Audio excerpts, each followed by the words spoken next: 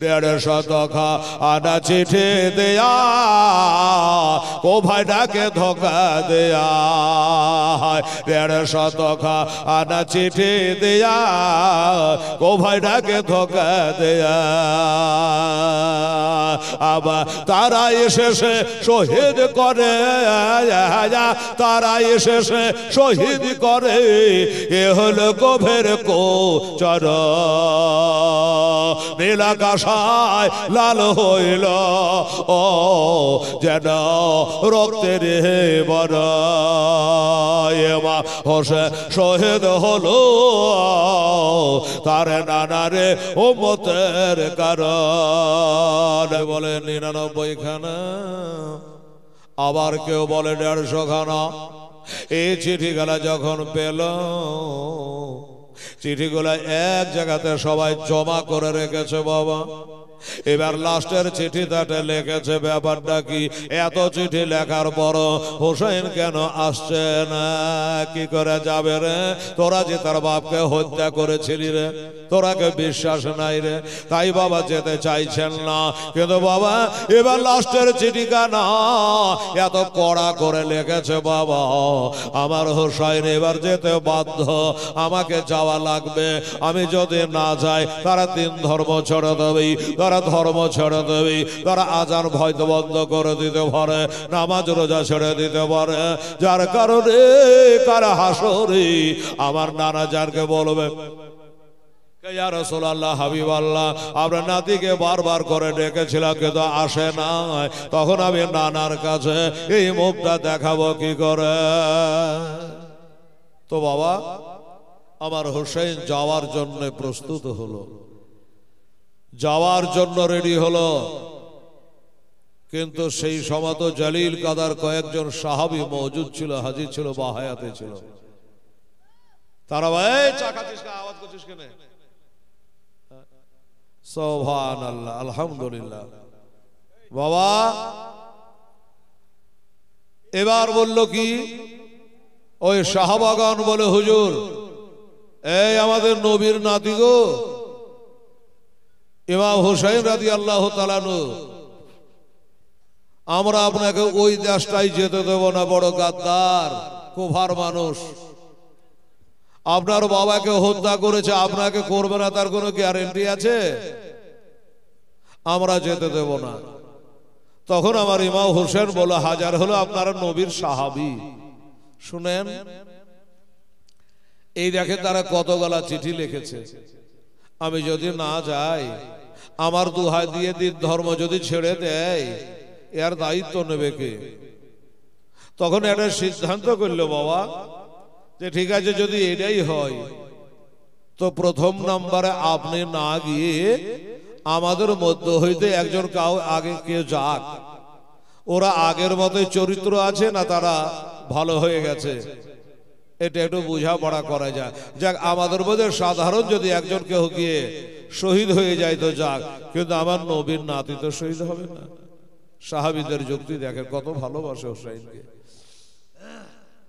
হোসেন বলে দেখেন ওই নবীর সাহাবারা আপনারা যেটা বলবেন সেটা ধার্য যেটা ভালো মনে করবেন করুন যেতে কিন্তু কাউকে হবে এতগুলা চিঠি লিখেছে কাউকে যাওয়া লাগবে কে যাবে তখন এবার বাবা একজন হাত তুললা আমি যাব যাক মেরে ফেলে দেয় আমাকে দেবে কেটে ফেলে দেয় আমাকে দেবে এই লোকটা কে ছিল জানে রক্তের একটা যোগাযোগ আছে রে বাবা আমার হযরত আলীরা হলো 3 ভাই আমার হোসেনেরা বাপ চাচারা 3 ভাই তো হোসেনেরা বাপ চাচা 3 ভাই হযরতে জাফর হযরতে আলী হযরতে উকাইল রাদিয়াল্লাহু তাআলা 3 ভাই যে লোকটা হাত তুলল এটা হলো হোসেনের আপন চাচার বেটা ইনি হলো হযরতে উকাইলের বেটা ইনি হলো হযরতে ইমাম মুসলিম রাদিয়াল্লাহু তাআলা আনহু উনি বলল যে আমি যাব হোসেন বলল ঠিক আছে তুমি আমার চাচার বেটা একই বংশের লোক একই রক্তের লোক ঠিক আছে ভাই তুমি যখন যাবা বলছো তাহলে দেরি না করে তুমি বেরিয়ে যাও, দূরের রাস্তা তো, যাও। উনি বলে হুজুর কথা দিয়েছি যাব, পিছন পা হব না, তো আজ এখন যাব না। কখন যাওয়া? বলে কালকে সকাল বেলাতে ফজরের নামাজ পড়ে, আর দেরি করব না। মদিনা থেকে যেমন ফজর পড়ে বেরিয়েছিলাম, এবার মক্কা থেকে ফজরের নামাজ পড়ে বার হইব। কেন গো? ওই দেশে কি ফজর হয় না? রাস্তায় কি মসজিদ পাওয়া যাবে না? যাবে, কিন্তু হুজুর গো রাস্তায় মসজিদ পাওয়া যাবে, নামাজ আদায় করা যাবে, কিন্তু রাস্তাতে নবীর নাতি পাওয়া যাবে না। জোরে বলে সুবহানাল্লাহ। রাস্তায় মদিনার মসজিদে নববী পাওয়া যাবে না, মক্কার বাইতুল্লাহ কাবা ঘর পাওয়া যাবে না। হুজুর গো এমন দেশে আমি যাব, আর হয়তো জীবনে আপনার পিছে নামাজ পড়তে পাইব না। তাই মনের আশা ফজরের নামাজটা আপনার পিছনে আদায় করে তারপরে রওনা দেব, দেরি করব না। তোমার হোসেন বলল আচ্ছা ঠিক আছে, একটা রাতের মামলা, তাই করবা। তাই করলো। রাত গেল, ফজরের নামাজ হলো। এবার নামাজ পড়ে হুজুরকে সালাম করে কালাম করে বাবারা এবার ঘোড়ায় চড়ে নিয়েছে বাবা। এবার চলে যাবে এই মক্কা থেকে কুফা শহর। আমার হোসাইনের চাচাতো ভাই, মা বোনেরা কে জানি বুঝতে পারছে কিনা জানি না। ও মায়েরা, এবার ইমাম মুসলিম যেমনি ঘোড়ায় চেপে গেছে রে মা, অমনি ইমাম মুসলিমের দুটো ছোট ছোট বাচ্চা ছিল। একটা নাম ছিল মোহাম্মদ, একটা নাম ছিল ইব্রাহিম। একটার বয়স ছিল 8 বছর, একটার বয়স ছিল বাবা 6 বছর। এই দুইটা সন্তান আব্বার ঘোড়ায় চড়া দেখে যেন অবাক হয়ে গেল। হ্যাঁ রে, কি ব্যাপার? এই সাত সকালে আমাদের আব্বাজান ঘোড়ায় চড়ে কোথায় চলে যাচ্ছে কিছুই যে বলে না। মদিনা যাচ্ছে না, কোথায় যাচ্ছে জানি না। দুই ছেলের সামনে গিয়ে দাঁড়িয়ে গেল। আব্বা, আব্বা গো আপনি ঘোড়ায় চড়ে কোথায় যাচ্ছেন? বলে বেটা আমি যাব এখন কুফা শহর। অনেক দূরে রাস্তা রে বেটা, তাই সকাল সকাল বের হচ্ছে। তো চাচা হোসেনের বদলে আমি যাচ্ছি। আর বলল কি আব্বা গো আপনাকে একা যেতে দেব না, আমরাও যাব। ছেলে দুটো বলছে আমরাও যাব। না বাবা তোর আগে যাওয়া লাগবে না, আমি যাচ্ছি বেটা। ওই দেশের মানুষেরা বলো না আমার জানাজা হবে কিনা জানি না রে, আমার কবর হবে কিনা জানি না রে, আর দেখা হবে কিনা জানি না রে বেটা। আমি বাবা হইয়া তোরা দুইটা বেটাকে বিপদে ফেলতে পারবো না। কিন্তু ছেলেরা ছাড়ছে না বাবা, একবারে জিড়বিড় করে ধরেছে বাবার সঙ্গে যাওয়ার জন্য। হয়তো এত জিড়বিড় করতো না। আসলে বাবা ঘটনাটা হলো ওই বাচ্চা দুটোর মা বেঁচে ছিল না। হায়রে জ্বালা, হায়রে কষ্ট, হায়রে দুঃখ। ওই বাচ্চা দুটো বলছে আব্বা গো আপনি আমাদের বাবা, আপনি আমাদের মা। ছোটকালে মাকে হারিয়ে দিচ্ছে গো আব্বা, আজ আবার বাবা হারাতে পারবো না। আমরা কার কাছে রেখে যাব, আমরাও যেতে চাই। বলল বেটা শোনো আমি জানি বেটা তোমাদের মা জগতে বেঁচে নাই, তোমরা এতিম, ওই লেগে তো আরো নিয়ে যাচ্ছি না। এতিমের উপরে তারা ছোরা চালাবে, কষ্ট দেবে, এটা হতে দেব না। শোনো বাবু, তোমার যে একটা মার পেটের আপন বড় বোন আছে, ওই বোনটার কাছে তোমরা থাকো, তোমার চাচা হোসাইনের কাছে থাকো, আত্মীয় স্বজনের কাছে তুমি থাকো, আমি একাই যাচ্ছি। কিন্তু কথা কোনো মতেই মানে না। ইমাম মুসলিম জেনে শুনে বিপদে ফেলাতে পারবো না, এই মনে করে বাবা ছেলে দুটোকে নিয়ে যাবে না, আর তারাও ছাড়বে না। দুই ভাই পরামর্শ করে হ্যাঁ রে ভাই কি করবি, আমার বাপের কাছে এত কাঁদছি, এত আবেদন নিবেদন দরখাস্ত করছি, কিন্তু কিছুতেই যে আমার আব্বার মনই গলে না। আমরাকে চাড়া ঘোড়াতে তুলেও লেয় না, লিয়াও যেতে চাহে না, তো কি করা যায়? বড় ভাইটা বলল দেখ আমার কাছে একটা যুক্তি আছে। কি যুক্তি? তোর কথা ফেলে দিতে পারে, আমার কথা ফেলে দিতে পারে? বর্তমানে একজন ইমাম আছে, যিনি হলো 12 ইমামের এক ইমাম, মানে হোসাইনের কথা বলছে।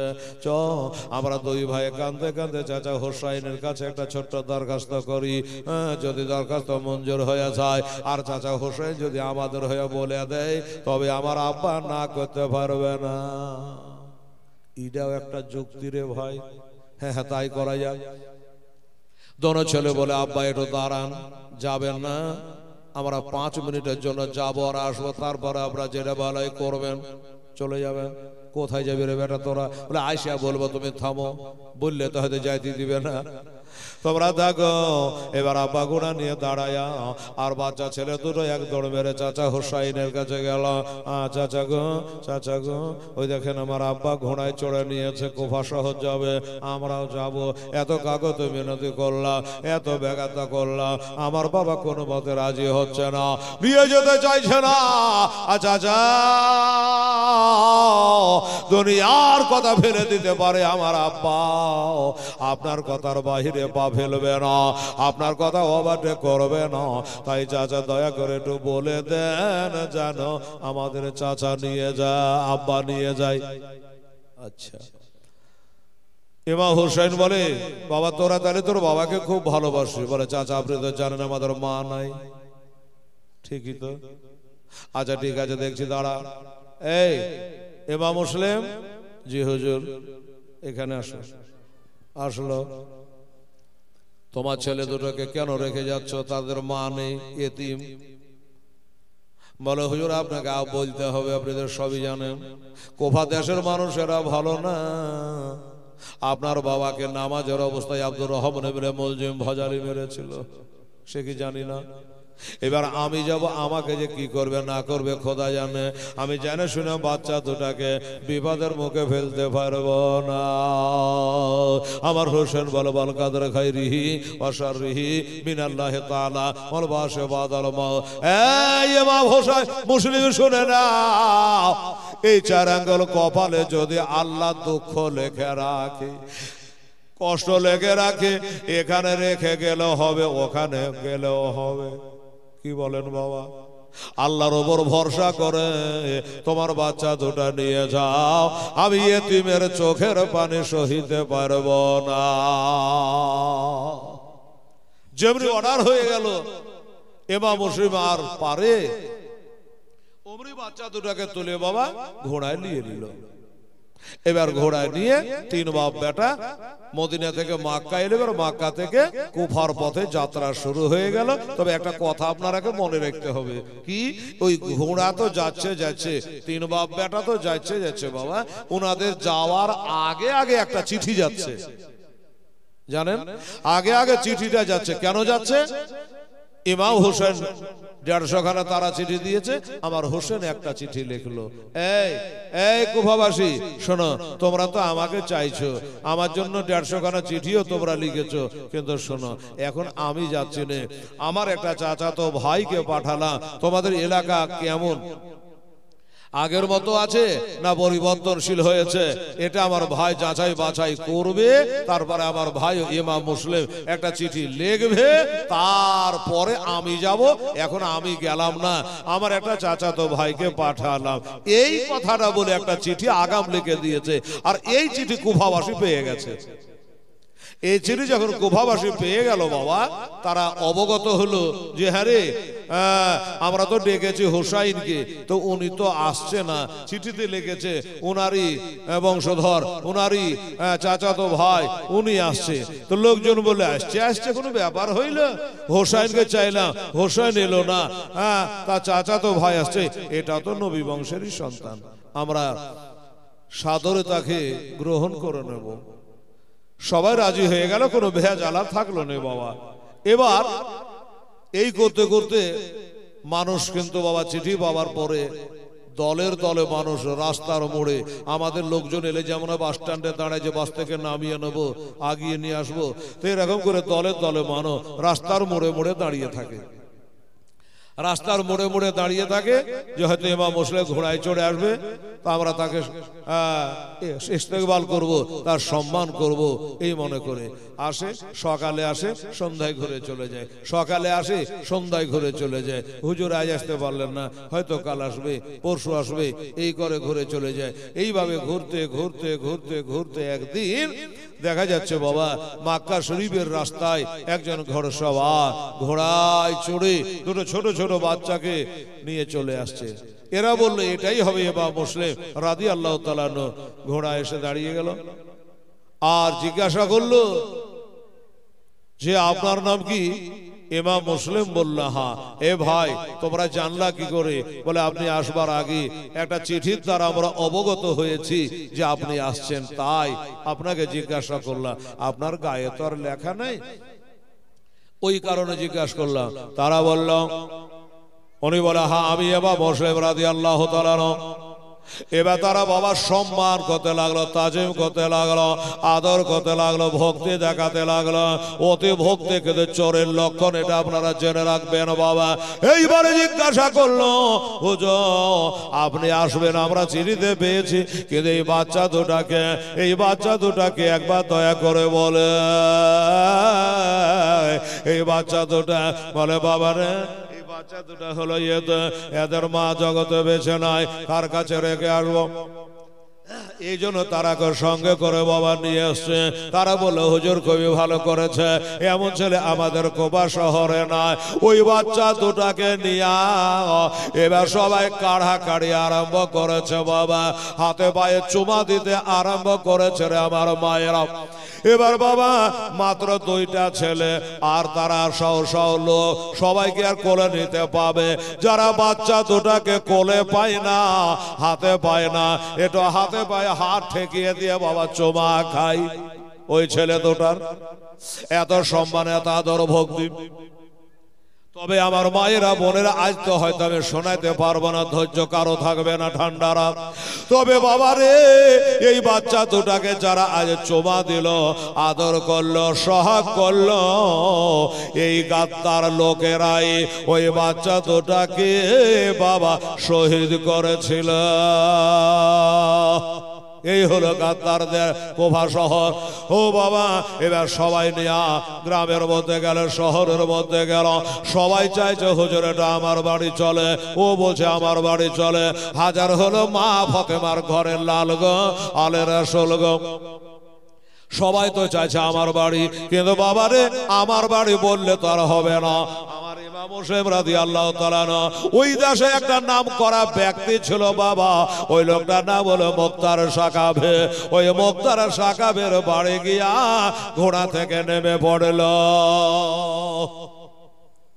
এর বাড়ি গিয়ে একটা সপ্তাহ বাবা দেখেন, তারপরে কি হলো? এক সপ্তাহের ভিতরে আমার ইমাম মুসলিমের কাছে কম বেশ 40,000 লোক হোসাইনের নামে বায়াত হয়ে গেল।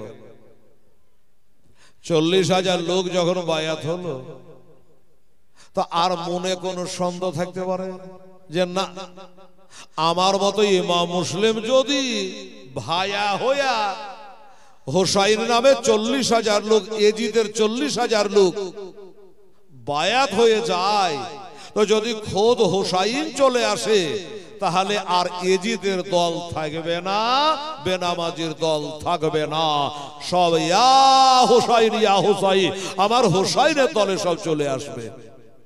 না আমি আর দেরি করব না, খুব তাড়াতাড়ি একটা চিঠি লিখে আমার ভাই হোসাইনকে অবগত করিয়ে দিই, জানিয়ে দিই। একটা চিঠি লিখলো ইমাম মুসলিম রাদিয়াল্লাহু তাআলা আনহু, একটা চিঠি লিখলো আর বলে হুজুর আমরা যেটা ভাবতাম তা নয়, আমার মন বলছে এরা আগের মতো আর নাই, ভালো হয়ে গেছে। আমি এসে এক সপ্তাহে 40,000 লোককে আপনার নামে বায়াত করে নিয়েছি, অতএব আপনি যদি চলে আসেন তাহলে আর একটা ইয়েজিদের দল থাকবে না, আপনি চলে আসেন। ইতি ইমাম মুসলিম। এই বলে একটা চিঠি ইমাম মুসলিম লিখে বাবা পাঠিয়ে দিল হোসাইনের কাছে। যখনই চিঠি লিখে পাঠিয়ে দিল বাবা, এই দেখেন বিপদ চালু, বিবাদ চালু হয়ে গেল। দুশ্মন সব দেশে আছে বাবা, দিনের দুশ্মন সব দেশে আছে। হুসাইন, ইমাম মুসলিম যখন চিঠিটা লিখে হুসাইনকে পাঠিয়ে দিলেন, এই খবরটা বাবা তাড়াতাড়ি করে এজিদের কানে দিয়ে দিল। কেউ এজিদের কানে দিল। এজিদকে লিখেছে এ হুসাইনের দুশ্মন হবে। বলে হুজুর, তারা বলতো আমিরুল মোমেনিন এজিদকে, ও আমিরুল মোমেনিন এজিদ, আপনি দামেস্কে বসে আছেন, কিন্তু এই কুফা শহরটা বুঝি আপনার হাতছাড়া হতে যাচ্ছে। কেন? বলল এখানে ইমাম মুসলিম এসেছে, আসার পরে এইখানে দুটো দল হয়েছে, একটা হলো হুসাইন জিন্দাবাদ, একটা হলো এজিদ মুর্দাবাদ।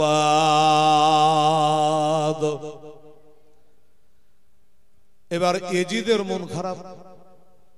এজিদ বললে হ্যাঁ গো, আমি তো ওখান করে বেতন দিয়ে একটা গভর্নর রেখেছি, এর নাম হলো নোমান বিন বাশির। আচ্ছা, এই নোমান বিন বাশির যে আমার কাছে বেতন নেই আর আমার বিরুদ্ধে হুসাইনের পক্ষে লোককে বায়াত করছে, তো নোমান বিন বাশির কিছু বলে না? বলল আচ্ছা লোককে আচ্ছা দায়িত্ব দিয়েছেন, আপনারও মাথা ঠিক নাই, আপনারও কাম নাই, যার বাহুতে বল নাই, যার তালোয়ারে ধার নাই, হিম্মত নাই, কড়া করে একটা কথা বলার ঢং নাই, এই লোককে আপনি গভর্নর করে বসিয়েছেন কুফা শহরে। আপনার গুণ নুন খায় আর ভিতর ভিতর হোসেনের গুণ গায়। এজিদের বাবা রক্ত টক বগিয়ে দিল। তাই নাকি? বলে হ্যাঁ, এই জন্যই তো। আচ্ছা ঠিক আছে, দাঁড়াও, তাহলে এখন উপায়? বলে হুজুর উপায় একটা আছে। সেই উপায়টা হইল ওই নোমান বিন বাশির আপনার নুন খাবে, হোসেনের গুণ গাইবে, ওকে হটান, চেয়ার থেকে ওকে নামিয়ে দেন। নামিয়ে দিয়ে এমন একটা লোককে ওখানে বাহাল করেন যার বাহুতে বল আছে, কথায় দম আছে, মানুষ মার্ডার করতে পারে নির্দ্বিধাতে, এরকম একটা কড়া মেজাজের লোক ওই চেয়ারে বসিয়ে দেন কুফা শহরে, তাহলে সে সব কবজা করে নেবে। পরামর্শ হয়ে গেল। এজিদ বলল ঠিক আছে তাই হবে, দেখে নিব হুসাইনকে। বলো দেখে নিব, খালি মুখে বলে তাড়াতাড়ি করেন। কেন এত তাড়াতাড়ি কেন? বলে আর একটা কথা বলতে ভুলে গেছি, ইমাম মুসলিম 40,000 লোককে বায়াত করেছে, একটা চিঠি আবার হোসাইনকে লিখেছে, উনি আবার আসবো হয়ে আছে। ওরা আগে যদি আপনার গভর্নর না যায় আর পাত্তা করতে পারবেন না, যদি হোসেন আগাম চলে আসে। বলে তার ব্যাপার তো খুবই জটিল, কি করা যায়? এমন লোক কোথায় পাওয়া যায়? এবার চোখ বোলালো কোথায় পাওয়া যায়? একটা শহর আছে বাবা, বসরা শহর। ওই বসরা শহরে বাবা ইবনে জিয়াদের বাড়ি। ওই ইবনে জিয়াদকে বাবা একটা চিঠির মাধ্যমে জানানো হলো, রে ইবনে জিয়াদ, ইয়াজিদ বাদশা লিখছে, ইবনে জিয়াদ রে, ওই বসরা শহরটা আমি তোরাকে দিয়েছে, আর এবার তোরাকে কুফা শহরটা দিলাম, তাড়াতাড়ি করে যা। আর ওইখান করে ইমাম মুসলিম এসে হোসাইনের নামে লোককে বায়াত করছে, খুব তাড়াতাড়ি করে গিয়া আমার গভর্নর নোমান বিন বাশিরকে নামিয়ে দিয়া ওই চেয়ারে তুই দখল করলে চেয়ারে বসে যা, আর তাকে নামিয়ে দে। আর ওই চেয়ারে বসে তোর প্রথম নাম্বার কাম হলো, ইমাম মুসলিম 40,000 লোককে আমার দুশমন বানিয়েছে, হোসাইনের পক্ষে বায়াত করেছে, ইমাম মুসলিমকে খুঁজে খুঁজে বাহির কর। এবার বাহির করে আমার তাকে নামে মরিদ কর, আমার নামে বায়াত কর। যদি বায়াত হয়ে যায় তো ভালো, আর যদি বায়াত না হয় তাকে শহীদ কইরা ফেলো। এজিদের অর্ডার হয়ে গেল। ইবনে জিয়াদ চিঠিখানা পেয়ে বেরাদার ওর ভাইকে ডাকছে, ওসমান রে, মানে জিয়াদের ভাই না হলো ওসমান, এই ওসমান শোন, কি হলো? বললো এই রাজ্যটা তো আমরাকে ইজিদ দিয়েছে, তো ইজিদ আর একটা চিঠি লিখেছে ভাই, বসরা কোফা শহরটা নাকি তালবেতাল চলতে লেগেছে, তো ওইখানে আমাকে গভর্নর বানিয়ে দিল, তো আমি চলে যাচ্ছি ভাই, তুই এক কাজ কর, আমি যতদিন না ওই কোফা শহর থেকে ঘুরে আসি আমার হইয়া তুই এ রাজ্যটা চালা। ওসমান বলল ভালো, ঠিক আছে, আমি তাহলে বসরা শহরটা চালাবো আর তুমি এখন কোফা চলে যাও। 20-22টা লোককে সাথে নিল ইবনে জিয়াদ, লিয়া বসরা থেকে এবার কোফায় ঢুকছে। তো লোক 20-22টা কেন নিল? একটার কথার পিছনে আর একটা কারণ আছে বাবা। 20-22টা লোক নিল এই জন্য, ইবনে জিয়াদ জানে যে হোসেনকে চিঠি লিখেছে উনি আসবো হয়ে আছে, ও আসবো হয়ে এলে তো একলাই আসবে না, লোকজন নিয়ে আসবে। তবে ডুপ্লিকেট হোসাইন সেজে, হোসাইন যে রাস্তা দিয়ে ঢুকবে আমিও ওই রাস্তা দিয়ে প্রথমত ঢুকবো, কারণ তার পক্ষে 40,000 লোক আছে, হইচই হয়ে যাবে, কবজা করা মুশকিল আছে। তাই বাবা হেজাজি লেবাস পরে আমার হোসাইন যে রাস্তায় আসবে ওই রাস্তাটা বাবা ধরল। আর কোফার মানুষ জানে যে আমরা 150 খানা চিঠি লিখেছি, হোসাইন আসেননি, এবার তার নিজের চাচার বেটা ইমাম মুসলিম যখন একটা চিঠি লিখেছে, এবার আর দেরি করবেন না, এবার হুজুর এলো কি এলো, এবার তাকে আমরা দর্শন করব, সালাম করব, কালাম করব, হোসাইনকে দেখব, আলীকে দেখা হবে, আলীকে দেখব, নাবিকে দেখা হবে, নাবিকে দেখা হলে খোদাকে দেখা হবে। বেরাদারান ইসলাম, সামাইনে কেরাম, রাস্তার মোড়ে মোড়ে লোকজন অপেক্ষা করে। এই করতে করতে একদিন প্রায় মাগরিবের টাইম আগত, সূর্য লাল হয়ে গেছে, থালার মতো হয়ে গেছে, আর সে ইলাহিতে সূর্য সেজদায় পড়তে যাবে, এরকম টাইমে বাবা এই চোর বাটফার ইবনে জিয়াদ ওই লোকগুলাকে নিয়ে বাবা ঘোড়ায় চড়ে কাট করে ঢুকছে। কোফার মানুষ মনে করলে চলে এসছে, এটাই বুঝি ইমাম হোসাইন হবে, এটাই হোসেন হবে। বুক ভরা আশা নিয়ে সব বাবা দাঁড়িয়ে আছে, কিন্তু মাগরিবের টাইম হয়ে আছে, সূর্য ডুবুডুইটা আঁধার হয়ে আসছে, ভালো করে চিনা যাচ্ছে না, তারপরে মুখটা ঢাকা রয়েছে নেকাব দিয়ে বাবা। এবার চলে এলো, এরা চিনতে পারেনি ভুল করে, হোসাইন মনে করে আসসালামু আলাইকা ইয়া ইবনে আলী খায়রা মাকদামে, বলে বাবা সালাম করে ফেললো। এটা আলীর ছেলে হোসেন আছেই, মনে করে সালাম করে ফেললো। আজ যেমন সালাম করে ফেলা, সালাম দেওয়া হলো সুন্নাহ, উত্তর দেওয়া হলো ওয়াজিব বাবা। তো ইবনে জিয়াদ তো মুসলমান ছিল, সালামের উত্তরটা দিল, কিন্তু জোরে দিল না। কেন দিল না? মনে সন্দেহ, আমি যদি জোরে উত্তরটা ওয়ালাইকুম সালাম বলে দিয়ে দিই, আমার গলার আওয়াজে হয়তো চিনে নিবে, আমাকে বুঝতে পারবে, তাহলে শহরে ঢুকতে পারবো না, এখান করে আমাকে কতল করে দেবে, আমার বাদশা হওয়া হইবে না। সালামের উত্তরটা আস্তে আস্তে দিল, লোকজন পাঁচ রকম গাইতে লাগলো যে আমরা এত আনন্দের সঙ্গে সালাম দিলাম, তো সালামের উত্তরটা আমরা শুনতে পেলাম না। কেউ বলে চুপে যা, আসলে দূর থেকে হুজুর আসছে, হয়তো পেরেশান আছে, উত্তর তো নবীর নাতিকে আর উত্তর না দেওয়া হবে, সালামের উত্তর নিশ্চয়ই হয়তো দিয়েছে। যাকে এমনি করে বাবা কুফায় পদার্পণ করে গেল, কুফায় চলে গেল। ওই যে নোমান বিন বাশির যে গভর্নর ছিল, তার কাছে ইয়েজিদের লেখা চিঠিখানা লইয়া বলল, এই দেখো ইয়েজিদের চিঠি, এই চেয়ার ছেড়ে দাও, কারণ হলো এই চেয়ারের মালিক আজ থেকে আমি, তোমাকে বরখাস্ত করা হলো। নোমান বিন বাশির বলে কোন আগাম অবগত করাই নাই, চিঠি দেয় নাই, খবর নাই, আমার কোনো অন্যায় নাই, দোষ নাই, আর হঠাৎ করে আমাকে চেয়ার থেকে নামিয়ে দেওয়া হয় মানে? ইবনে জিয়াদ বলল, তুমি দোষ এখনো বুঝতে পারোনি না? কি কারণে তোমাকে নামানো হচ্ছে তুমি জানো না? বলে না তো। নোমান বিন বাশির হুঁশিয়ার হয়ে কথা বল, তুমি ইয়েজিদের বেতন খাও? বলে হ্যাঁ খাই।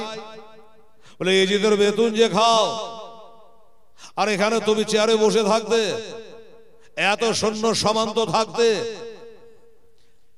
ইমাম হুসাইনের চাচার বেটা, চাচাতো ভাই ইমাম মুসলিম 40,000 লোককে এজিদের বিপক্ষে হুসাইনের পক্ষে বায়াত করে নিয়েছে। তোমার লোকজন কোথায়? তোমার বাহুতে বল ছিল না, হাতে তলোয়ার ছিল না, জবাই করে দিতে পারোনি? সর্বনাশ!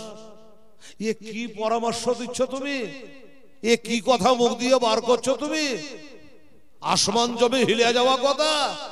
যে হলো আমার বিশ্ব নবীর নাতি, যার কালমা পড়ে আমরা মুসলমান হয়েছি, আর সেই হুসাইনকে তার বংশের ছেলে ইমাম মুসলিমকে কতল করার পরামর্শ দিচ্ছ? এলাও, চেয়ার ছেড়ে দিলাম, যাও, চেয়ার ছেড়ে দিলাম। ভাই তুমি চেয়ারম্যানই করো। স্বেচ্ছায় ছাড়লো কেন? বলতে চাইছে যে চারে আমার নবীর সম্মান করে না, যে চারে আমার হুসাইনের তাজিম করে না, আমার নবী বংশের সন্তানের ইজ্জত করে না, ওই চারে আমি আর বসব না। দরকার হলে ভিক্ষা করে খাবো, তাও ভালো, আমি নবীর দুশমন হইয়া মরব না, আমি হাসান হোসেনের দুশমন হইয়া মরব না। এই কথা বলে বাবা নবাবীর বাসে চেয়ার ছেড়ে দিল। এখান থেকে তার ঘটনা থাকলো। এবার নোমান বীর বাসীরকে আবার পাওয়া যাবে যেদিন হুসাইনের সর মুবারক মদিনায় নিয়ে যাওয়া হবে। এখান থেকে তার নাম থাকলো। আর ইবনে জিয়াদ গদিতে বসে গেল। এজিদ কি বলেছিল? যে চেয়ারে বসে তোমার প্রথম নাম্বার কাম হবে ইমাম মুসলিমকে খুঁজে বার করা, আমার নামে বায়াত করা, যদি বায়াত হয়ে যায় ভালো, ওয়ারনা কতল করে ফেলো। চেয়ারে বসা মাত্র কথাটা মনে এসে গেল। এলাকায় এলান করে দেওয়া হলো, সব দিকে প্রচার করে দেওয়া হলো যে আমি এখানকার নতুন গভর্নর হয়েছি, আমি নতুন বাদশাহ হয়েছি, নাম আমার ইবনে জিয়াদ। শোনো এই কুফাবাসী, এখানে একটাই আইন চলবে, সেটা হলো এজিদের। ইমাম মুসলিমকে যদি কেউ বাড়িতে লুকিয়ে রাখো, ছুপিয়ে রাখো, তাহলে তার বাড়ি ঘর জ্বালিয়ে দেবো, তাকে হত্যা করে দেবো। অনেক হুমকি হামকি দিল, কিন্তু কাজের কাজ হলো না বাবা। ইমাম মুসলিমকে ধরা গেল না। এক এক সপ্তাহ কেটে গেল, এক এক সপ্তাহ কেটে গেল, কিন্তু ইমাম মুসলিম কার বাড়িতে নেমেছিল বলেছে নামটা বাবা মুক্তার সাকাফি। কিন্তু উনি ওই মুক্তার সাকাফির বাড়ি ত্যাগ করে ওই গ্রামেরই একজন গণ্যমান্য নামাজে দিনদার ইমানদার জান্নাতি ব্যক্তি, যার নাম হলো হযরত হানি রাদিয়াল্লাহু তাআলা আনহু, ওনার বাড়িতে অবস্থান করেছেন। হয়তো আপনারা বলবেন হেলাল, আচ্ছা ওই বাড়িটাই ওনার কি অসুবিধা হচ্ছিল যে উনি হানির বাড়ি চলে গেল? আসলে আল্লাহ ওয়ালারা বুঝতে পারে বাবা, এই যে মুক্তার সাকাফি লোকটা অতি ভক্তি চোরের লক্ষণ। এই লোকটা প্রথম অবস্থায় আমার নবী বংশের সন্তানদের জন্য অনেক কিছু করেছে, এমনকি বেরাদার সীমারকে মেরেছে, হরমোলাকে ধরে মেরেছে, সব ভালো কাজ করেছে। কিন্তু এই মুক্তার সাকাফি প্রথমে শেষের দিকে মুরতাদ হয়ে মরেছে, নিজেকে নবীর দাবি করেছিল। আমার মনে হয় এই কপাল পোড়ার অবস্থা আল্লাহর ওলি ইমাম মুসলিম জেনে গেছে যে আর আখেরাত ভালো নাই, এর বাড়িতে থাকা যাবে না।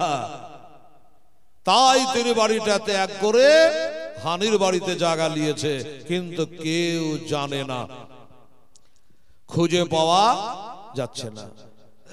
কি করবে? এই করে যখন এক এক সপ্তাহ কেটে গেল বাবা, তো ইবনে জিয়াদ খুব টেনশনে পড়ে গেল, খুব চিন্তায় পড়ে গেল যে ধরতে না পারলে তো আমার চাকরিও থাকবে না, গভর্নরিও থাকবে না, কি করা যায়।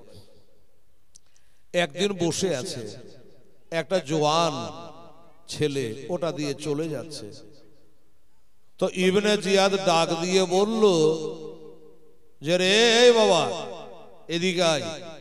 ডাকলো, বলে বাবা তুই ছেলে তো খুব মাস্তান মাস্তান মনে হচ্ছে, জওয়ান লাগছে, তো আমার একটা কাজ করে দিতে পারবি বাবা?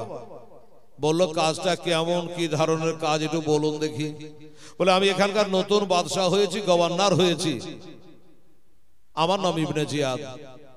সে কাজটা হলো এটা যে এই দেশের মধ্যে ইমাম মুসলিম কার বাড়িতে আছে, কোথায় আছে। আমি এত ঢোলাই দিলাম, ভয় দেখালাম, কাজের কাজ হলো না। তো বাবা কার বাড়িতে আছে এই খবরটা তুই আমাকে এনে দিতে পারবি? ছেলেটা বলল এটা তো আমার বাঁ হাতের খেল। তাই নাকি? হ্যাঁ, এটা আমার বাঁ হাতের খেল। কারণ হলো এই জাসুসি গিরি করা, সিআইডি গিরি করা, এটাই আমাদের বংশ পরম্পর, আমাদের অভ্যাস। কোন রকমের টেনশন নেবেন না, আমি পারবো, তবে কিছু খরচা আছে। ইবনে জিয়াদ বলল কিরকম খরচা হবে? এই 1000 টাকা দিলেই হবে। সেই যুগে 3000 বহু দাম। বলে 1000 দিলেই হবে? বললে হ্যাঁ। বাদশার কি আর টাকার কমি? 3000 টাকা দিল। বাবা ক মাস লাগবে? বলে মাস 1 সপ্তাহের মধ্যে খুঁজে বার করে নেবো, কোনো টেনশন নেবেন না। ঠিক আছে বাবা, তুই যেমন বললি এরকমই যেন হয়। হ্যাঁ, যত তাড়াতাড়ি করতে পারিস বাবা, একটু বার করে দিলে খুব ভালো হয়। আচ্ছা ঠিক আছে, টেনশন করবেন, আমি চলে গেলাম। জিজ্ঞাসা করলো, এই বাবা তোকে যে 3000 টাকা গুনে দিলাম, এই তোর নামটা জিজ্ঞাসা করিনি, তোর বাড়িটাও জিজ্ঞাসা করিনি কেন? এতে জিজ্ঞাসা করার কি আছে?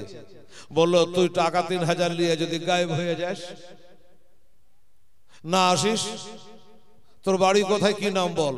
ছেলেটা বলল তাহলে শুনুন, আমার নাম হলো মোয়াক্কেল গোলাম, আমার বাড়ি হলো তুর্কিস্তান। আচ্ছা আচ্ছা ঠিক আছে, সব লিখে রাখলো। তাহলে আমি যাই? বলে যা। খুঁজতে লাগলো, খুঁজতে খুঁজতে খুঁজতে খুঁজতে বাবা বহু জায়গা খুঁজলো, কোনো খবর নাই। এই 3000 টাকা পকেটে আছে। চিন্তা করলে আমি বড় বড় কথা তো বলে এলাম, কিন্তু যদি খুঁজে বাহির করতে না পারি, এ মুখ দেখাই কি করে, আমাকে তো কতল করে দেবে। দেখা যাক, চেষ্টা চালিয়ে যায়। চেষ্টা চালাতে চালাতে চালাতে চালাতে বাবা মনে করলো যে সব জায়গায় তো খুঁজলাম, এই কুফার জামে মসজিদ, বিরাট বড় মসজিদ, ওই মসজিদটা একবার খুঁজে দেখি, কারো কাছ থেকে খবর পাই কিনা বা ডায়েরি পাওয়া যায় কিনা। গেল মসজিদে, গেল নামাজ পড়ে লোকজন বাবা সবাই বেরিয়ে চলে গেল।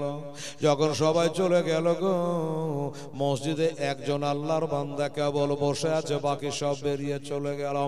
এই লোকটা চিন্তা করলো 3000 টাকা বলা মোয়াক্কেল গোলাম, মনে করলো এই লোকটাকে জিজ্ঞাসা করব, তাসবিহ তাহলিল করছে, মিথ্যা কথা নিশ্চয় বলবে না। এবার বাবা তার কাছে গিয়ে জিজ্ঞাসা করে, চাচা আমি বড় বিপদে পড়েছি, বাঁচাও, একটা আমাকে কথা বলে দেবেন। লোকটা বলে বাবা কি কথা?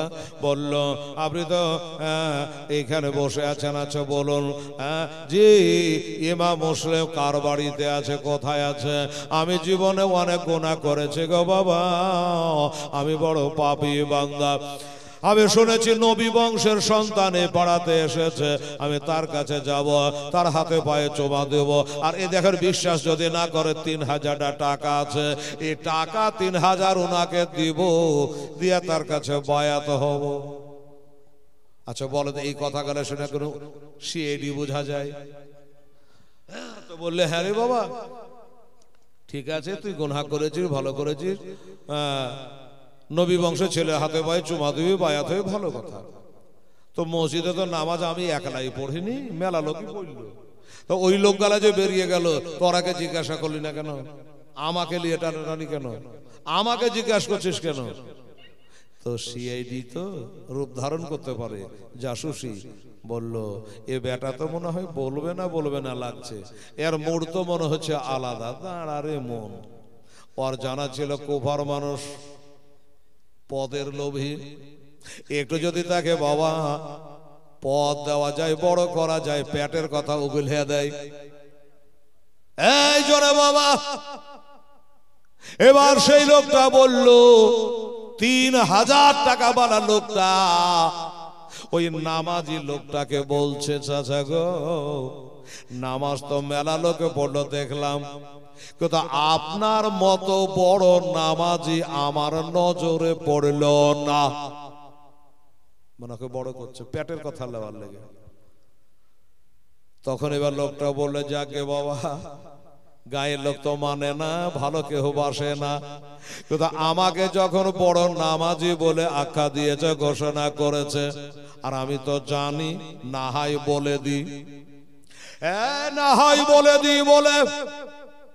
বলে বাবা রে ইমাম হোসেন কোথায় আছে, কার বাড়িতে আছে আমার ভালো করে জানা। মক্কেল মুখ ঘুরিয়ে মিচকে মিচকে হাসছে। হায় রে কুফার মানুষের ইমান, ওকে বড় নামাজি বলেছে আর বলার জন্য রেডি হয়ে গেল।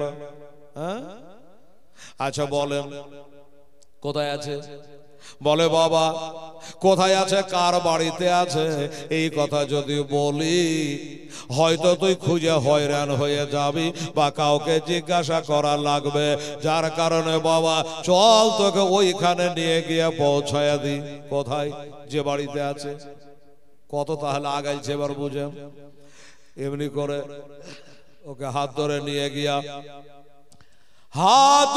গিয়া যেই বাড়িতে আছে হযরতে হানি রাদিয়াল্লাহু তাআলা আনহুর বাড়ির গেটে গিয়ে বাবা তাকে পৌঁছে দিয়ে বলল, এই বাড়িতে ইমাম মুসলিম রাদিয়াল্লাহু তাআলা আনহু রয়েছে, তবে যাও তাড়াতাড়ি করে এ দরজায় খাটখাটাও, বাড়িওয়ালা বের হয়ে আসবে, তুমি কথাবার্তা বলো, আমার ডিউটি শেষ, আমি চলে গেলাম। এই কথা বলে লোকটা বাবা চলে গেল। আর দরজায় আঘাত করলো, যেমনি দরজায় খাটখাটা হলো। এবার মগ ভরা নবীর সন্ন্যত দাঁড়িয়ে আছে, পরেশগার ব্যক্তি, এবার বাড়ি হানে বের হয়ে চলে আসলো বাবা। ওই লোকটার নাম হযরতে হানি রাদিয়াল্লাহু তাআলা আনহু। এসে দাঁড়াইলো, এই বাবা তোমাকে তো কোনোদিন বাজার হাটে দেখি না, মসজিদে দেখি না, দোকানপাটে দেখি না, তোমার বাড়ি কোথায় বাবা, কি খবর? বলল আমার বাড়ি অনেক দূর, আমার বাড়ি হলো তুর্কিস্তান। চাচা গো আমার বাড়ি হলো তুর্কিস্তান, এখনই মরে গেলে চলে যাব কবরস্থান। তবে চাচা কবরে যাওয়ার কাজ কিছু করি না, আমি এত বড় পাপী, এত বড় গুনাহগার, আমার মতো গুনাহগার মনে হয় আসমানের নিচে জমিনের উপরে নাই গো চাচা। মানে অভিনয় চালু করেছে বাড়ি ঢোকার লেগে। বলে চাচা আমি শুনতে পেলাম আমার নবী বংশের একটা সন্তান নাকি আপনার বাড়িতে আশ্রয় গ্রহণ করেছে। যদি করে না বলবেন না, মিথ্যা কথা বলার সমস্ত পাপের হলো মা জ্বর, কাজে মিথ্যা বলবেন না, আমি খারাপ লোক নই। এই দেখে 3000 টাকা আছে, এই টাকা 3000 দেব আর তার কাছে বায়াত হব। বাবা আমার মা বোনেরা, কার মনে কি আছে কে বলবে? মা এত সুন্দর কথা গেল বলল, সন্দেহ করা যায়? যায় না। বাড়ি নিয়ে গেল। এবার বাড়ি নিয়ে যাওয়ার পরে যে ঘরে আমার ইমাম মুসলিম রাদিয়াল্লাহু তাআলা আনহু আছে, ওই ঘরে বাবা প্রবেশ করলো, 2 হাঁটু পাড়া দিয়ে আদবের সঙ্গে বসলো, টাকা 3000 বার করে দিল, আর বাবা হাতে হাত দিয়ে তোবা করলো, হুজুর হাজার হলো, আপনি আমার মা ফাতেমার ঘরের লাল গো, আপনি শেরে খোদার লাল গো, আপনি নবী বংশের সন্তান গো, আমি বড় গুনাহগার, তাই আমাকে দয়া করে একটু বায়াত করলেন। 40,000 লোককে আপনি বায়াত করেছেন, আমাকেও বায়াত করেন। বায়াত করে নিল। এবার বায়াত যখন হয়ে গেল, কিছুক্ষণ থাকার পরে এবার বলে হুজুর আমাকে বিদায় দেন, হুজুর আমাকে বিদায় দেন, আবার আসবো। এই কথা বলে বাবা ওখান থেকে বেরিয়ে গেল, ওখান থেকে বেরিয়ে গেল। এবার বেরিয়ে গিয়া ওইদিকে ইবনে জিয়াদ তাকাচ্ছে, আল্লাহ আমি যে 3000 টাকা দিলাম এখন পর্যন্ত আসামি এলো না, সেও তো ঘুরে আসলো না, তবে কি টাকা নিয়ে সে পলাতক হয়ে গেছে। এবার দেখা গেল বলতে বলতে চলে আসলো, বলে বাবা এত দেরি কেন? বলে হুজুর বহু চেষ্টা করে আমি আপনার টাকাটা কাজে লাগিয়ে দিয়েছি। কি কাজে লাগিয়েছ? বলল ইমাম মুসলিম রাদিয়াল্লাহু তাআলা যেই বাড়িতে আছে ওই বাড়িতে গিয়া আমি তাকে টাকা 3000 দিয়া আমি তার হাতে হাত দিয়ে বায়াত হয়ে চলে আসলাম। ওই বাড়িওয়ালার নামটা আপনি নোট করলেন, বাড়িওয়ালার নামটা লিখেলেন, আর ওই বাড়িওয়ালাকে আপনি ডেকে পাঠান। এবার আপনি ধর পাকড়াও করে আমার কাজ শেষ হয়ে গেল। তাহলে আমি আপাতত বাড়ি যাই, আপনার কাজ আপনি করুন। ইবনে জিয়াদ বলল না, তোর বাড়ি যাওয়া এখন হবে না বাবা, আমার বাড়িতে খাওয়া দাওয়া কর, পাশে ঘরে আরাম কর। এই মক্কেল গোলাম বলল আমার তো কোনো কাজ নেই। বলে তোর কাজ আছে, তোর কাজ আছে, আমি জানছি তোর কাজ আছে, তুই তাড়াহুড়া করিস না, ওই ঘরটায় থাক গাজা। এই চিন্তা করলো আমার কাজ তো আমি খুঁজে পাচ্ছি না, তো দেখা যাক দুদিন থাকি। থাকলো। হানির বাড়িতে আওয়াজ দিল, হানিকে ডেকে পাঠানো হলো, আর হাকিম ডেকেছে, হাকিমের হুকুম হয়েছে আসতেই হবে। হানি চলে আসলো। ইবনে জিয়াদ জিজ্ঞাসা করলো এই তোমার নাম হানি? বললো হ্যাঁ। আমি এখানকার নতুন গভর্নর হয়েছি জানো? বলে জানি। তাতে কি হয়েছে? বলল গোটা এলাকায় আমি এলান করেছি ইমাম মুসলিমকে যারা বাড়িতে জায়গা দেবে তাকে হত্যা করা হবে, বাড়ি ঘর কিছু রাখবো না, এলান করেছি, তুমি শুনেছো? বলে শুনেছি। বাহ, ফাটাফাট উত্তর। শুনেছো? বলে হ্যাঁ। এই শুনে জানার পরও তুমি বাড়িতে ইমাম মুসলিমকে লুকিয়ে রেখেছো, মানে তোমার জানের ভয় নাই? হানি গুম মেরে গেল যে না, এই বেটা মনে হয় ধমক দিয়ে আমার পেটের কথা লিখছে, ধোকা দিয়ে বোকা বানাবার চেষ্টা করছে, ওর হামকে ধমকিতে আমি রাজি হব না। সোজা কথা, ওর হামকে ধমকি দেখে হ্যাঁ আমার বাড়িতে আছে আমি বলবো না, আমি একটা প্রমাণ চাই।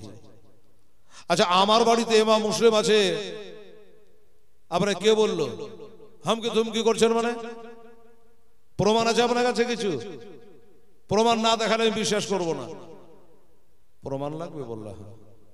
ওই যে বললো যে আমার বাড়িতে খা, তুই থাক।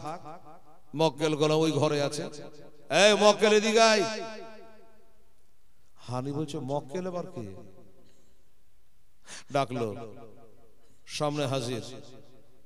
এই লোকটাকে দেখো তো, এই নওজওয়ানকে দেখো তো, কালকে তুমি নিজের ডায়েরির দরজা খুলে দিয়েছিলা, 3000 টাকা নিয়ে তোমার ঘরে ঢুকেছিল। হানি তাকিয়ে দেখে অবাক, আশ্চর্য, ঠিকই তো, এই ছেলেটাকে তো কালকে দরজা খুলে দিয়েছিলাম, আমাদের বাড়ি গেছিল। হায় রে কপাল, হায় রে নবীর দুশমন, আহলে বায়াতের দুশমন।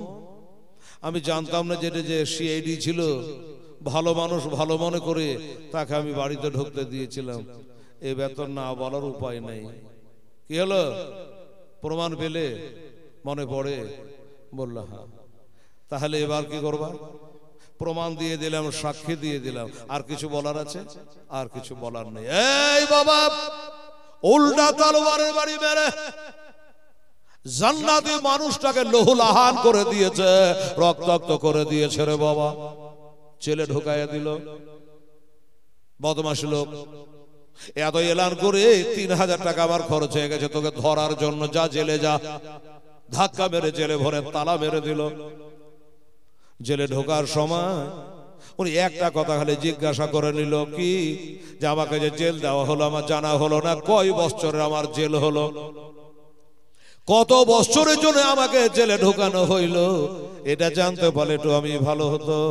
বলল তারিখ বলতে পারবো না, ক বছরের জন্য তারিখ বলতে পারবো না, তবে সময় দিলাম যতদিন পর্যন্ত ওই ইমাম মুসলিমকে আমরা শহীদ করতে না পারি তোর জেলের তালা কিন্তু খুলবে না। এই কথা বলে ওকে জেলে ভরে দেওয়া হলো। বাবা গো, এবার বাবা দেশের মানুষ কিন্তু জানতে পেরে গেল যে আমাদের দেশে গণ্যমান্য ব্যক্তি হযরতে হানিকে নতুন বাদশা নাকি শহীদ করে দিয়েছে। এটা মিথ্যা কথা, তারা আফা উড়ে গেছে, শহীদ করে দিয়েছে।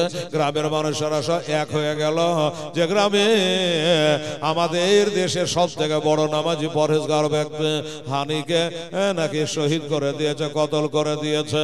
এবার গ্রামের মানুষেরা হাজার হাজার মানুষ মিটিং করে বাবা মিছিল করে চলে গেল, মিছিল করে চলে গেছে যে আমাদের দেশে গণ্যমান্য ব্যক্তিকে কেন কতল করা হলো, জবাব দেওয়া লাগবে। এই মিছিল বার করে সব চলে গেল বাবা। ইবনে জিয়াদ বলছে, রে কিসের মিছিল আসছে দেখতো? বলে হুজুর ওরা বলছে আপনি নাকি হানিকে জবাই করে ফেলেছেন, তারই জবাব চাইছে, তাই নাকি? বললে হ্যাঁ, আসতে বলো। মিছিল চলে আসলো। এবার জিজ্ঞাসা করলো জনগণকে, দাঁড়াও আর তোমরা স্লোগান দিও না, চিৎকার করো না, এজন্য করো না, তোমরা কি শুনতে কি শুনেছ? আমি হানিকে শহীদ করে নাই, কতল করে নাই। বলে না করেছো তো দেখান দেখি, আমরা দেখবো। দেখবি? বলে হ্যাঁ। তো হাজার হাজার লোক আমি জেলে ঢোকাতে পারবো না, দেখাতে পারবো না। তোদের যারা সর্দার আছে, নেতা মাথা মোড়ল আছে, ওইগুলা 2-4-5 টাকা পাঠা, ওদের দেখলে তোদের দেখা হয়ে গেল, ওরা দেখে এসে তোরাকে বলবে, তাহলে তোদের দেখা হয়ে গেল। এত লোককে ভিতরে নিয়ে যেতে দেব না। মিছিলে লোক গেল, বলে হ্যাঁ তাই হো। নেতা মাথা 4-5টা পাঠিয়ে দিয়া ওই জেলখানার জানলা দিয়া একবার দেখিয়ে দেওয়া হলো, এই দেখো হানি জেলের মধ্যে জিন্দা আছে না মরা, তোমরা দেখে নাও। তারা দূর থেকে তাকিয়ে দেখলো যে তিনি জীবিত অবস্থায় আছে। বাবা দেখে নিল, এরা বাবা মোচা ভাঙ হয়ে গেল, মিটিং শেষ হয়ে গেল, আর সব লোকজন বাবা দিকে চলে গেল, মিছিল ভঙ্গ হয়ে গেল। ও বাবারা মায়েরা, ওইদিকে মাগরিবের আজান হলো। আমার ইমাম মুসলিম বলল, আমি যাই একটু মসজিদে নামাজ পড়ে আসি। মাগরিবের নামাজ পড়ার জন্য গেছে, উনি ইমামতের মুসাল্লা দাঁড়িয়ে গেছে, আর পিছনে 500 জনা মানুষ দাঁড়িয়ে গেছে নামাজ পড়ার জন্য। ইমাম মুসলিম নামাজ পড়ছে। এবার নামাজ শেষ, সালাম বেরালো। সালাম ফিরায়া তাকিয়ে দেখছে বাবা একটা মানুষও মসজিদে নাই। উনি চিন্তা করছে ব্যাপারটা তো বুঝে আসে না। আমি নামাজ যখন চালু করলাম তো 500 জন মানুষ আমার পিছনে ইক্তেদা করলো, কিন্তু দোয়া করব তো একটা মানুষও তো নাই। হ্যাঁ, দোয়া করব তো একটা মানুষও তো আমার পিছনে নাই। এবার কি করা যায়? এরা গেল তো গেল কোথায়? তাকিয়ে দেখছে একটা মানুষ বসে আছে, মানে পানির হাউজে ওযু করছে। চিন্তা করলো বাবা এই লোকটাকে জিজ্ঞাসা করি তো, এই বাবা এটা কথা বলতো বাবা, আমি যখন নামাজ পড়তে দাঁড়ালাম 500 জন কম বেশি মানুষ আমার পিছনে ইক্তেদা করে নামাজে দাঁড়াইলো, সালাম ফিরিয়ে দেখছি তো তুই ছাড়া কেউ নাই। ব্যাপারটা কি? লোকটা বলছে কিছু শুনেননি? আরে বাবা আমি তো নামাজের নিয়াত বেঁধেছিলাম, কি শুনবো? বলে হুজুর শুনেন, আমি যদি জামাতে থাকতাম হয়তো আমাকেও পেতেন না। তার মানে হইল আপনি যখন আলহামদুলিল্লাহ সূরা ধরলেন তো কে জানের রাস্তা দিয়ে বলতে বলতে যাচ্ছে যে হানিকে তো জেলে ভরা হয়েছে, এবার যারা বাড়িতে উঠতে দিবে লুকিয়ে রাখবে ইমাম মুসলিমকে, তার বাড়ি ঘর কিছু রাখবে না, ওর ডিহিতে ঘুঘু চড়াবে, ওকে মার্ডার করবে। এই কথা শুনে হুজুর সব নামাজ টামাজ ছেড়ে দেওয়া হওয়া। কারণ নামাজ যদি শেষ করে আর আপনি যদি ওর বাড়ি যেতে চান তো নামাজ শেষ করার আগে ওরা পালিয়ে গেছে। তাই বলছেন যে হুজুর সত্য কথাটাই বলল, আমিও যদি জামাতে থাকতো কিনা তা আমাকেও দেখতে পাইতেন না, কিন্তু নামাজের ময়া আছে, নামাজের জন্য আমি ওযু বানাচ্ছি। এবার মুসলিম হাই হত ছাড়া, হাই রে হত ভাগা, তুই মুখের উপর আমার বলে দিলি যে আমিও থাকতাম না। এটা বলতে পারে যে আমার বাড়ি চলেন, আমি নবী বংশের সন্তান। ওই যে বক্তারা তো বক্তব্য রাখে না, তো ফালতু কথা বলি না। কোন বক্তা বলে 3 ঘন্টা ধরে চোখ বুজে ওয়াজ করে, তো 3 ঘন্টা পরে চোখ খুলে দেখছে তো একটা লোকও নাই, সব হাওয়া। মুনাজাত করবে কাকে নিয়ে?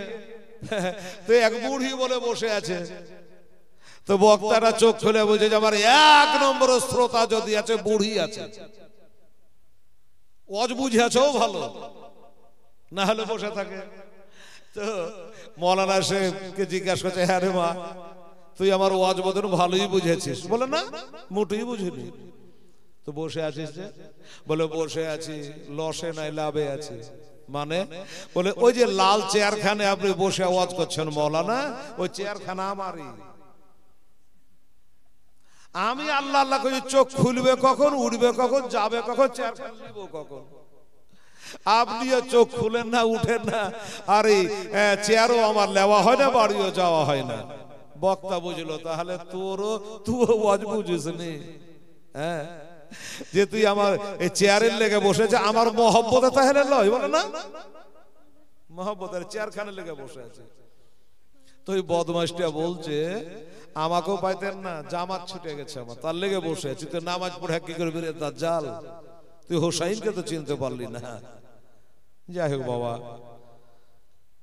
যা তুই নামাজ পড়, তোর বাড়ি যাবো না, ভয়ের কোনো কারণ নেই। ও তো চলে গেল, নামাজ পড়তে লাগলো। আর আমার ইমাম মুসলিম রাস্তা দিয়ে বেরিয়ে চলে যাচ্ছে। আর 5 মিনিট বলবো, কারণ রাত্রি হয়ে গেল, ঠান্ডা রাতে মা বোনের লজ্জায় উঠতে পারছে না যে হেলাল গ্রহণ দোয়া করত। হ্যাঁ,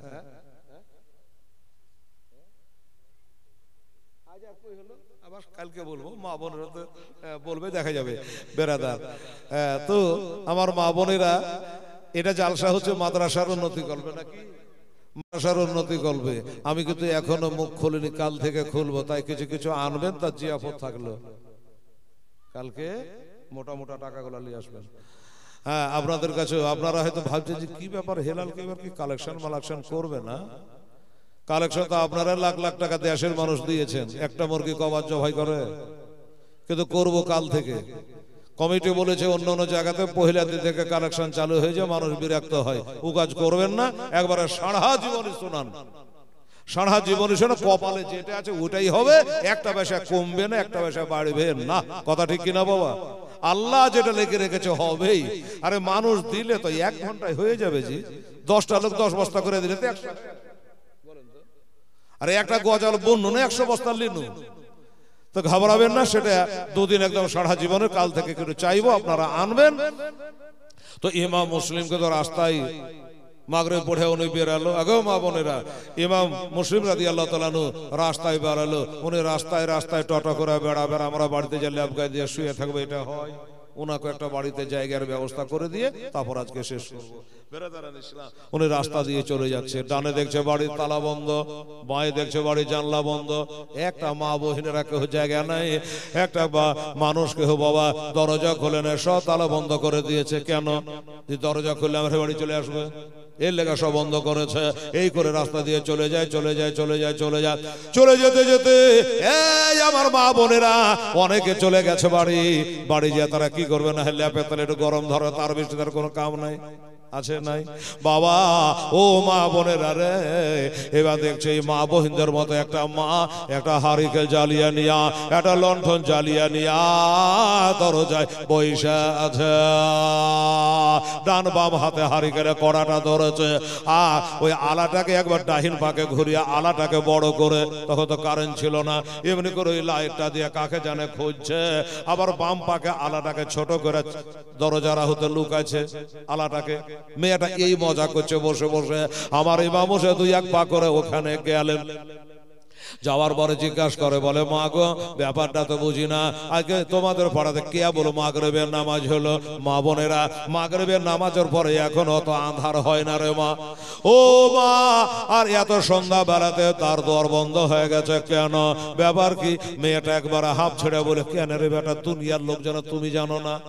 না জানি না আমার কি হয়েছে গো। বলে বেটা রে এই জন্য দরজা বন্ধ করেছে, হানিকে জেলে ভরেছে, ইমাম মুসলিমকে বাড়িতে জায়গা দেওয়ার জন্য আবার এলান করেছে এবার যদি কারো বাড়িতে পায় তো ওই বাড়ি ঘর কিছু রাখবে না, তাকে জিন্দা রাখবে না। ওই জন্য সবাই দরজা বন্ধ করে শুয়ে পড়েছে। এবার প্রশ্ন হবে তো তুই কেন শুতিসনি? বলবে কিনা সবাই তো ভয় দরজা বন্ধ করেছে রে বুড়ি, তুই কেন করিসনি মা, এ কথা বলবে, বললেও বটে। তখন মেয়েটা বলল বাবারে আমিও দরজা হয়তো বন্ধ করে দিতাম, কিন্তু আমি একটা কারণে করিনি। কি কারণে করনি?